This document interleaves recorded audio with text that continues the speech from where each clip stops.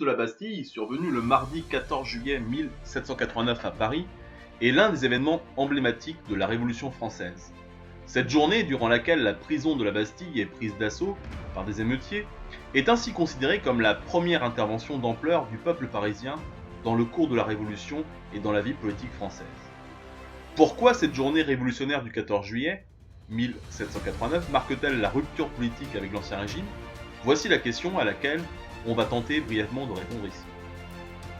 La colère du peuple exprimée cette journée devant la forteresse royale s'inscrit dans une période d'affaiblissement du pouvoir du roi Louis XVI, de crise économique et de tensions politiques, suite notamment à l'ouverture des États généraux et de la proclamation par le tiers-État de se tenir dorénavant en Assemblée nationale constituée. De plus, l'agitation du peuple parisien est à son comble à la suite du renvoi de Jacques Necker, le ministre de Louis XVI, assez apprécié par le peuple, car, le pense-t-on à l'époque, gagnait à sa cause. Ce renvoi fut annoncé le 12 juillet dans les jardins du Palais Royal de Paris par le journaliste et avocat Camille Desmoulins devant une foule réunie et qui ne cacha pas déjà son vif mécontentement. Citoyens! Citoyens! J'arrive de Versailles! Le roi a renvoyé Necker! Citoyens, c'est le signe! C'est le signe d'une Saint-Barthélemy pour les patriotes! Ce soir même, les bataillons suisses et allemands sortiront du champ de Mars pour nous égorger! Nous n'avons qu'une seule ressource. Les armes! Aux armes! Aux armes! Tout Paris doit prendre les armes! Le mécontentement du peuple est d'autant plus renforcé par la décision du roi d'envoyer des contingents de soldats mercenaires aux abords de la ville afin d'intervenir, le pense-t-on, pour réprimer de possibles débordements. Camille Desmoulins harangue ainsi la foule à des promeneurs et l'appelle à prendre les armes contre le gouvernement du roi.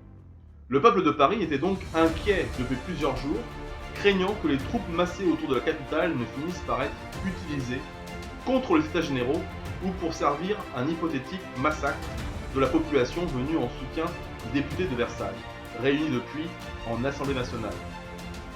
L'autre sujet de mécontentement est le prix du pain, qui atteint à cette époque son maximum depuis le règne du roi Louis XIV.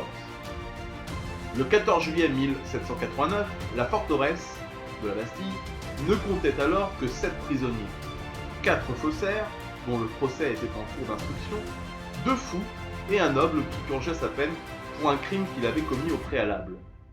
Quasi vide donc, mais surchargé en effet de la longue histoire entretenue entre la monarchie et sa justice d'alors. Ainsi, une légende noire enveloppait la forteresse et en faisait le symbole du despotisme et de l'arbitraire royal, car le roi, à l'époque, pouvait faire arrêter toute personne par lettre de cachet, c'est-à-dire par sa simple volonté donc. Cependant, la Bastille avait pourtant à cette époque perdu pour partie sa fonction de prison d'État. La plupart de ces détenus n'étaient pas des victimes de l'arbitraire royal. La majorité de ces résidents étaient constitués de grands personnages et de jeunes gens incarcérés pour des fautes qui allaient le plus souvent à l'encontre de la morale de l'époque, pour la grande majorité enfermés donc à la demande de leur propre famille ou de leur entourage. En ce début du mois de juillet, le petit peuple de Paris exige la baisse du prix des grains et du pain. Au milieu d'une foule déchaînée et suite à de nombreux pillages, le prévôt des marchands de la ville, Jacques Flessel, sorte de maire élu de l'époque, décide de former une milice bourgeoise de plus de 48 000 hommes afin de maîtriser les débordements populaires et soutenir ainsi l'action de l'Assemblée nationale. Chaque homme portera comme marque distinctive une cocarde aux couleurs de Paris, c'est-à-dire rouge et bleu. Pour armer cette milice, les émeutiers mettent à sac les lieux où sont entreposées des armes. Sur ordre du prévôt, on lance aussi la fabrication de plus de 50 000 piques. La foule obéissant aux ordres parle de prendre la Bastille. En effet, les Parisiens sont désormais armés. Il ne leur manque que de la poudre à canon et des balles. Le bruit court qu'il y en a plein dans cette fameuse forteresse. À 10h30 ce mardi 14 juillet, une délégation se rend ainsi à la Bastille et souhaite ouvrir la voie des négociations avec le gouverneur de la place, un certain Bernard-René Jourdan de Launay. Ce dernier a pris soin de la mettre en défense, en calfeutrant des fenêtres, surélevant des murs d'enceinte et en plaçant des canons sur les tours et derrière le pont-levis. La délégation a pour mission de demander le retrait des canons et la distribution de la poudre et des balles aux Parisiens qui forment la milice bourgeoise. Cette délégation est reçue avec amabilité.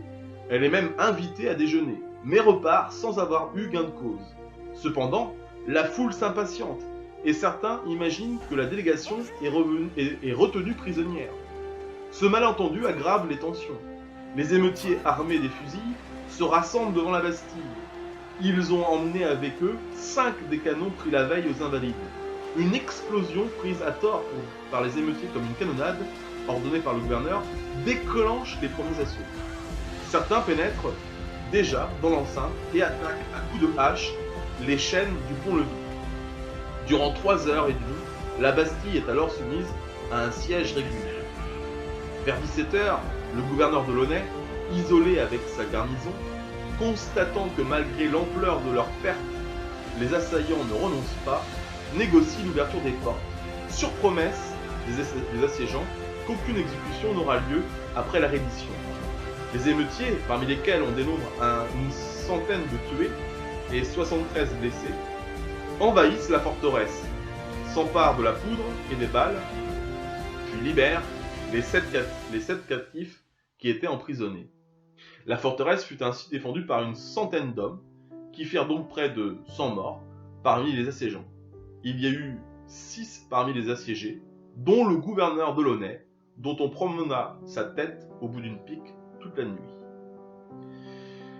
La légende rapporte que le roi, Louis XVI, ne put être tenu informé des événements parisiens le jour même. Ce n'est que le lendemain, à son réveil, le 15 juillet donc, à 8h, à Versailles, que le duc de La Rochefoucauld-Liancourt annonça à Louis XVI la prise de la Bastille. Le dialogue suivant a souvent été cité par les historiens du XIXe siècle. « C'est une révolte » demanda Louis XVI. « Non, sire, ce n'est pas une révolte, c'est une révolution » répondit le duc de La Rochefoucauld. Néanmoins, il est avéré aujourd'hui que dès le jour même, Versailles et le roi étaient au courant de la prise de la Bastille. Ce 14 juillet 1789 marque donc le début d'une révolution populaire. Le peuple, en effet, s'exprime ici par la violence. La Bastille, dès le lendemain, fut ensuite démolie. En la détruisant, c'est le symbole de la toute-puissance du roi qu'on jette à bas, son pouvoir absolu qu'on rejette en quelque sorte. Si son importance est relative sur le plan militaire, l'événement de la prise de la Bastille est sans précédent par ses répercussions, par ses implications politiques et son retentissement symbolique. La reddition de la forteresse royale fit l'effet d'un séisme, en France comme en Europe. De plus, le 14 juillet, 5 des 6 bataillons de l'armée du roi s'étaient mutinés, et certains avaient rejoint les émeutiers. Cela marque d'autant plus la difficulté du roi d'asseoir à cette époque encore son autorité et de refuser les volontés de la toute nouvelle Assemblée nationale constituante. D'ailleurs, quelques jours plus tard, Louis XVI accepte officiellement d'être le garant de cette monarchie constitutionnelle et parlementaire. La fête de la Fédération, censée réunir l'ensemble de la nation derrière ce nouveau régime politique, fut organisée à la même date l'année suivante, pour coïncider avec le premier anniversaire de cet événement.